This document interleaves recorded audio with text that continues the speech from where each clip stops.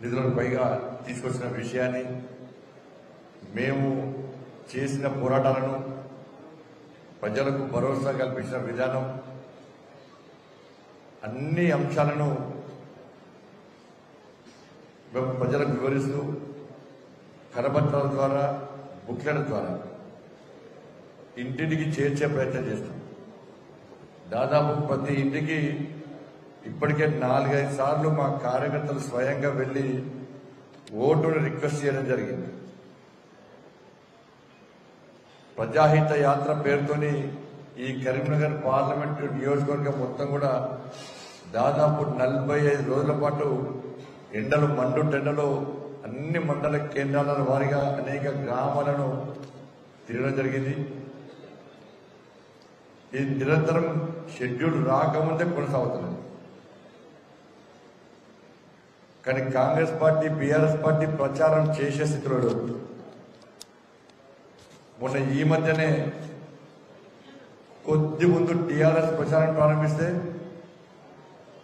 దాని తర్వాత మొన్న 3-4 రోజుల క్రితము కాంగ్రెస్ పార్టీ ఇంటిని తిరిగే ప్రచారాన్ని ప్రారంభించింది.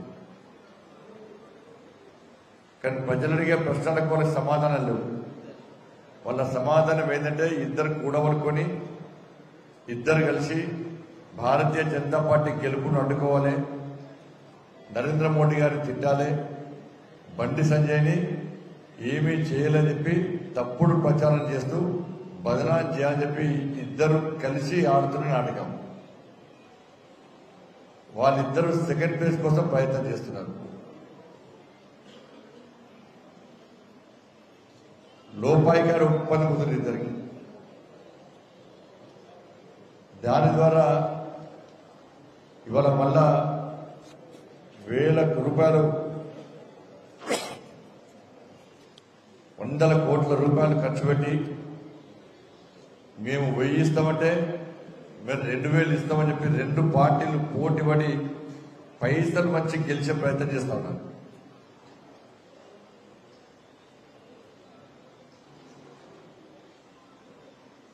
వాళ్ళ రాష్ట్ర ముఖ్యమంత్రి గారు వచ్చి ఇష్టం మాట్లాడిపోయారు. నిన్న కేసీఆర్ గారు వచ్చి కరీంనగర్ వేదికగా మాట్లాడిన తీరు చూస్తుంటే నిజంగా చాలా ఆశ్చర్యం అనిపించింది. ఇవాళ సాయంత్రం సిరిసిల్లకు వస్తున్నాడు. సిరిసిల్లకు వస్తున్న కేసీఆర్ గారు, నీ కొడుకే ఇక్కడ ఎమ్మెల్యే, నీ కొడుకే ఇక్కడ గతంలో మంత్రి, నీ కొడుకే ముఖ్యమంత్రిగా ఎక్కువ, ముఖ్యమంత్రి నీకంటే ఎక్కువ దాదాగిరి చేసిండు, గుండాగిరి చేసిండు, అధికారాన్ని చెలాయించాడు. కానీ ఏం చేసిండో ఏం అభివృద్ధి చేయలేదు.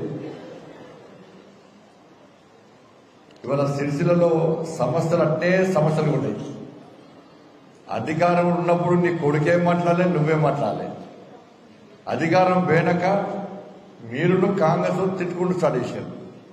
అంత పొలిటికల్ డ్రామా ఇది.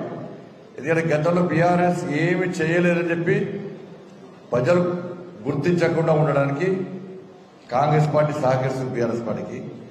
ఇక మీకు ఇంకా సమయం ఉంది కదా, కొన్ని ఇచ్చే అవకాశం ఉంది కదా అని చెప్పి వీళ్ళు వాళ్ళని విమర్శించే ప్రయత్నం మాత్రమే చేస్తున్నారు, యాక్టింగ్ చేస్తున్నారు అంతా కూడా.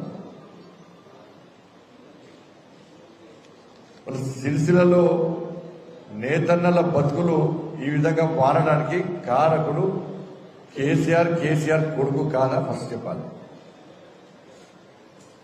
నీ ప్రభుత్వమే ఉంది కదా, బతుకమ్మ చీరలతోనే బతుకు లేకుండా చేసేది నువ్వా కాదా?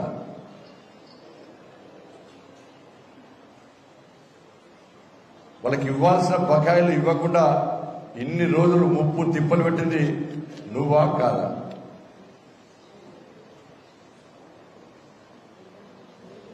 యాభై శాతం విద్యుత్ సబ్సిడీ ఇస్తాని ఆపేసింది నువ్వా కాదా? యార్ని సబ్సిడీ విషయంలో మోసం చేసింది నువ్వా కాదా? వర్కర్ టు ఓనర్ అని చెప్పి మోసం చేసింది నువ్వా కాదా? 270 కోట్ల బకాయిలు ఇవ్వకుండా వాళ్ళ పూర్తిగా పరిశ్రమని, వస్త్ర పరిశ్రమని అతలాకుతలం చేసి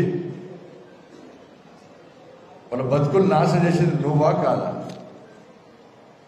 దీని మీద సమాధానం చెప్పాలి. ఈ రాజన్న సిరిసిల్ల జిల్లాలో ఇంటర్మీడియట్ విద్యార్థులు ఆత్మహత్య చేసుకున్నారు. అకాల వర్షాల వల్ల రైతులు నష్టపోయారు.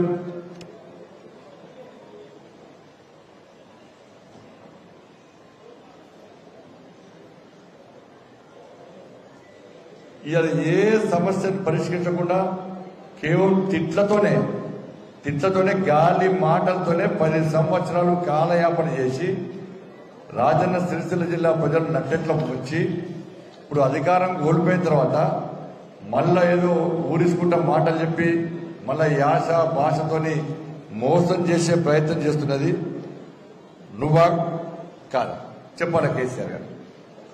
నాకు కాంగ్రెస్ వాళ్ళు వచ్చినాడు ఇక్కడికి. కాంగ్రెస్ వాళ్ళు వచ్చి అన్ని హామీలు ఇచ్చిపోయాడు. యారు సబ్సిడీ వేస్తామన్నారు. 270 కోట్ల బకాయిలు తీర్స్తామన్నారు.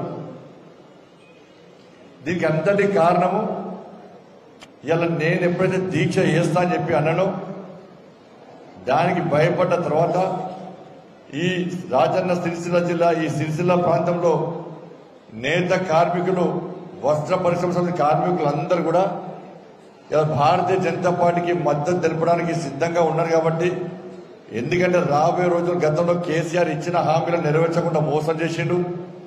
ఎన్నికలప్పుడు ఊరించుకుంటా మాటలు చెప్పి ఓట్లు వేసుకున్నాడు. అదే వీకెండ్ వల్ల ఇప్పుడు కాంగ్రెస్ పార్టీ కూడా గట్టిగా మోసం చేసి పోయే ప్రయత్నం చేస్తున్నది.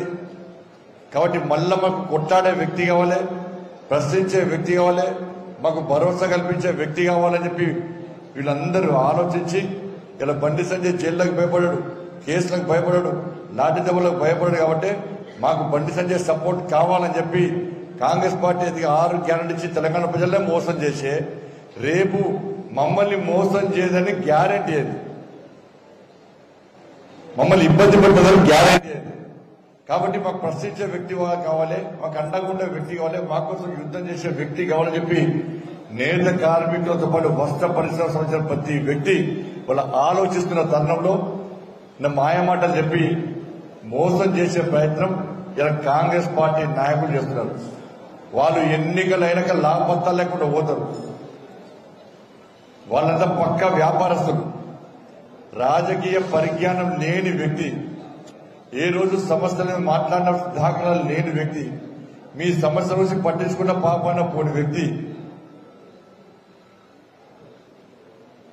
ఇవాళ కేసీఆర్ కుటుంబం అయితే తెలంగాణ రాష్ట్రంలో సంపాదించిన ఢిల్లీ లిక్కర్ కేసులో విదేశాల్లో పెట్టుబడి పెట్టడానికి ప్రయత్నం చేస్తుందో ఇక్కడ కాంగ్రెస్ పార్టీ కూడా సేమ్ అదే. ఇక్కడ గెలిస్తే ఇక్కడ పైసలు సంపాదించి రియల్ ఎస్టేట్ వ్యాపారాలు ఇంకేవేవో చేయడానికి మాత్రమే ఉపయోగపడుతుంది తప్ప ఇలా దేనికి ఉపయోగపడదు. ఇక్కడ